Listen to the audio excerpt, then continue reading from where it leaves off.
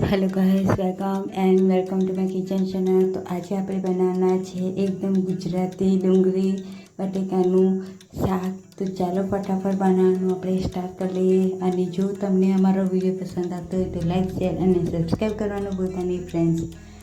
તો ડુંગળી બટેકા અને એક મરચીને કટ કરીને એકદમ ધોઈને સરસ રીતે લઈ લીધા છે આપણે બાઉલમાં।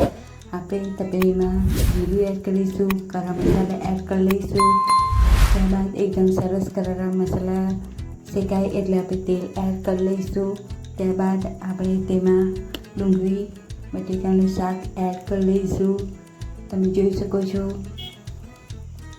ત્યારબાદ આપણે લસણની પેસ્ટ બનાવેલી હતી લાલ મરચાંની તે એડ કરી લઈશું, હળદર એડ કરીશું, ગરમ મસાલો એડ કરી લઈશું, કાલી મિર્ચ એડ કરી લઈશું, એક ચમચી મીઠું એડ કરીશું સ્વાદ પ્રમાણે અને એકદમ સરસ રીતે મિક્સ કરી લઈશું।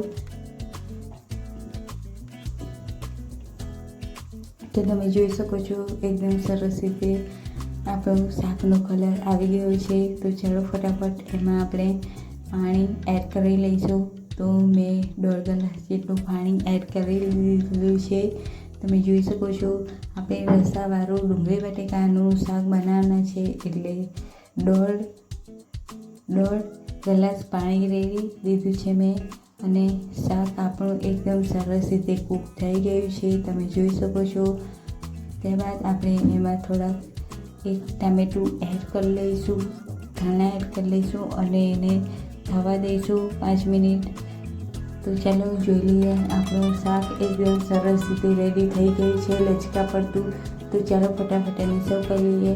અને જો તમને અમારો વિડીયો પસંદ આવતો હોય તો લાઈક શેર અને સબસ્ક્રાઈબ કરવાનું ભૂલતા નહીં અને વધુમાં વધુ શેર કરજો। ચાલો આવતા વિડીયોમાં મળીએ, બાય બાય।